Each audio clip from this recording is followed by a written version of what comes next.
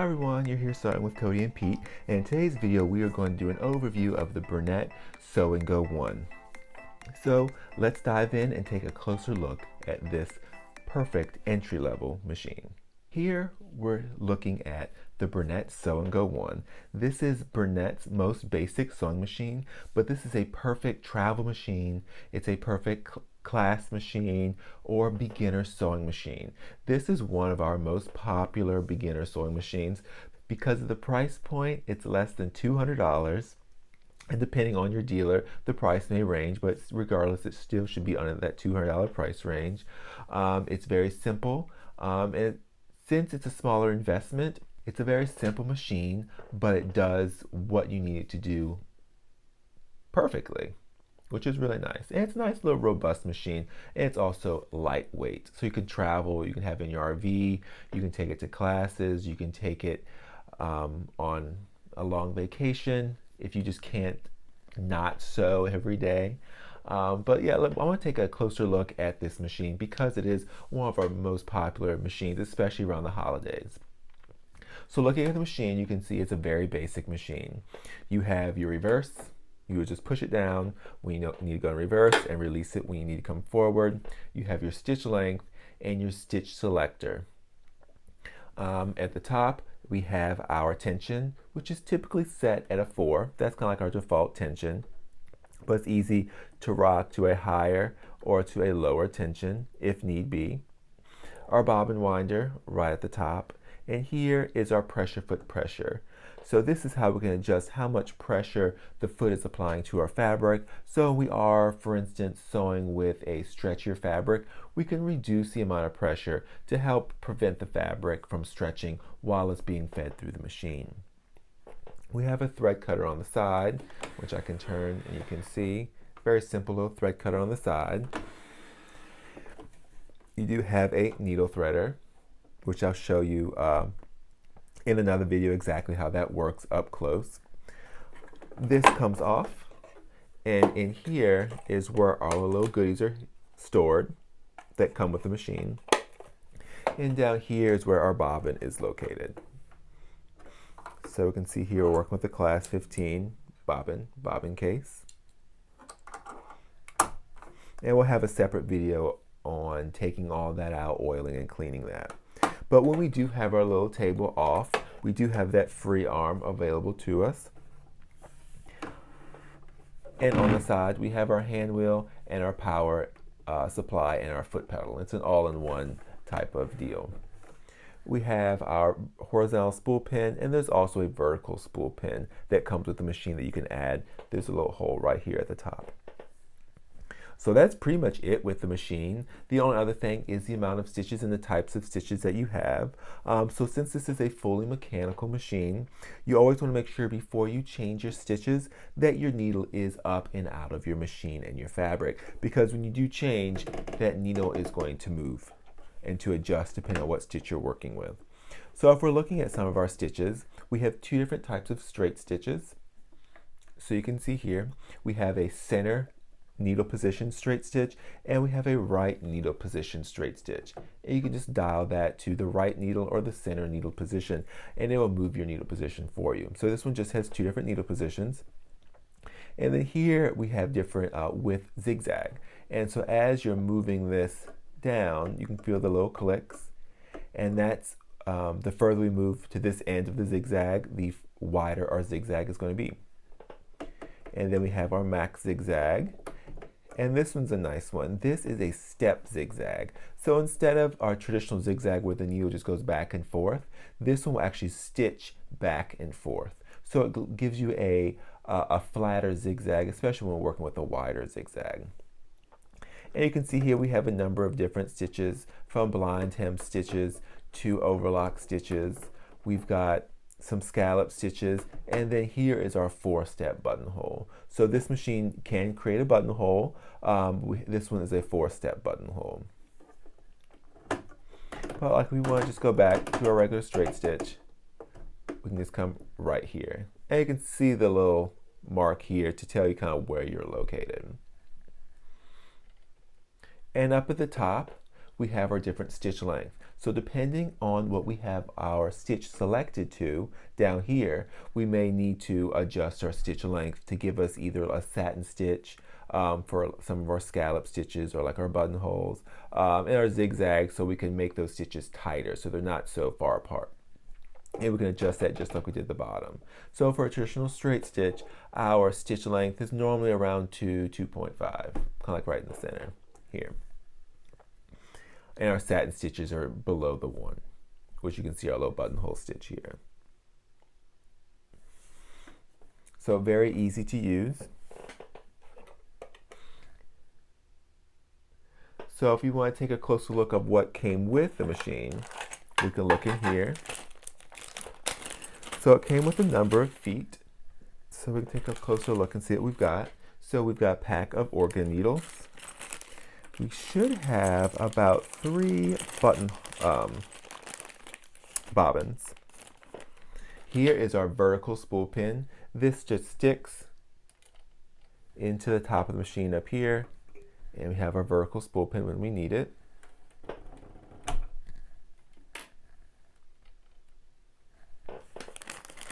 Here is the buttonhole foot that you would put on when creating a buttonhole. This is the foot you would use if you want to sew on a button with your machine, and you would use a zigzag. This is the spool cap that comes with the machine. So this goes on your horizontal spool pin up on the machine up here, and it will basically keep your spool from flying off the machine while you're sewing. Then you have your zipper foot. So your zipper foot for this machine, it's very wide back here where the little rod is, and this is where you attach it onto your machine. I'll show you that. So if depending on what side of the foot you want to work with, because we really can't move our needle positions, we will clamp to either the right or the left side of the foot and use just a center needle position. So you've got some oil to oil your machine. You've got a seam guide. So this seam guide will go in the back of the foot, and you can move it to give you whatever width, basically kind of seam allowance that you want.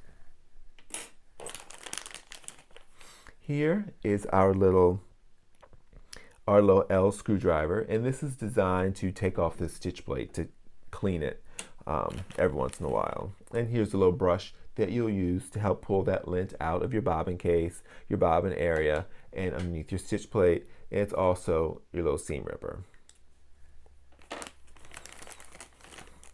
So I get this question a lot, and that is, what is this? And can I lower my feed dogs on this machine? So the answer is no, you cannot lower your feed dogs. And if you need to use a technique that would require you to lower your feed dogs, this is what you'll use. So this is going to go over and cover your feed dogs to prevent them from interacting with whatever technique you're using that would require you to lower your feed dogs. And so last but not least, but the foot that comes on your machine, this is kind of your everyday sewing foot. This is foot J. So you have just a few feet that came with the machine, your buttonhole, your button sew on, your zipper, and your foot J, which is your everyday sewing foot. There are optional feet for the machine, such as the embroidery foot, which is designed for creating some, like more your satin stitches. You have a overlock foot, which is designed for stitching along the edge of your fabric to prevent it from fraying. You have a hammer foot, a cording foot, which is designed for stitching thin pieces of cord down and keeping it nice and straight. So you can do a decorative stitch over it. You can do different techniques with it. You have a blind hem stitch foot for creating blind hems like on curtains or dress pants. You have a darning or embroidery foot, which is designed for free motion quilting or free motion, and that's what you use this for. Or if you're darning jeans or something like that. You have a gathering foot, which is designed for creating gathers. So that's where you kind of adjust your stitch length and maybe adjust your tension to give you a nice little gather. A quilting foot, which is a 1/4 inch foot. So if you are piecing a quilt on this machine, you would want to use your 1/4 inch foot, which is your quilting foot, which you would ride the edge of your fabric right along the edge of the foot, and that'll give you a nice 1/4 of an inch. And then your walking foot. A walking foot is a very nice asset, especially when you're working with multiple layers of fabric, or if you're working with fabric that stretches. It could be just regular fabric that's on the bias that you're sewing, or if you're working with some form of a knit, a walking foot is a must-have in that case. And so those are your extra feet that are available for the bernette machines. So when we do take off and put on a foot, it's super easy. They just snap on. So that's what this little bar is for. And the shank on the machine here, which I will get you a closer view, it is designed to bite and hold on to that little bar. So what you can do, you can lower it right underneath the foot, reach around to the back of the machine where your little lever is to basically lower and raise your foot. So what you're going to do, you're going to lower it right above that little bar, and it's going to snap on. So we'll take a closer look at that. So here we're taking a closer look on how we remove and put back on our snap-on soles for our bernette Sew&Go machine. So in the back, there's a little lever right here. So we're going to push this in, and it releases the presser foot. So we can take that off, and then we can also just snap it right back on. So what we're going to do is, all we need to do is hover this foot right below here, which our little shank is. Hover it right below it, and then we're going to slowly, there's a lever in the back of the machine, we're going to slowly lower that right over the foot. You may have to adjust it a little bit, and it's just going to snap right on. We don't have to press this to snap it on. We just have to press that to release it. Very easy to do. Let's do it again. Just hover it right over, and it just snaps right on. So another thing is threading the needle. So I have my machine threaded, and so while we're down here, I'll show you how to use the needle threader. So what we're going to do, so once we have the machine threaded, we're going to lower the foot. It will tighten the tension and give us some more space. And then we're going to bring this needle threader down like this, wrap the thread around here, and then push this all the way down so this comes all the way forward. Then we'll take our thread, feed it right between here, and then what we're going to do is we're going to slowly release our left hand and then completely release the thread of our right hand and let the machine pull and loop that thread behind the needle. And you see a little loop is formed, and now we can just pull that thread through the needle. It's as simple as that. So now let's take a closer look at how we thread the machine for sewing.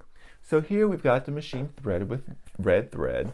Now if we did not want to use red thread, we want to use a different color, what we'll do is whenever we change thread on any machine, doesn't matter what it is, you always want to make sure you cut it at the top. So use our little scissors, and we'll cut the thread at the top.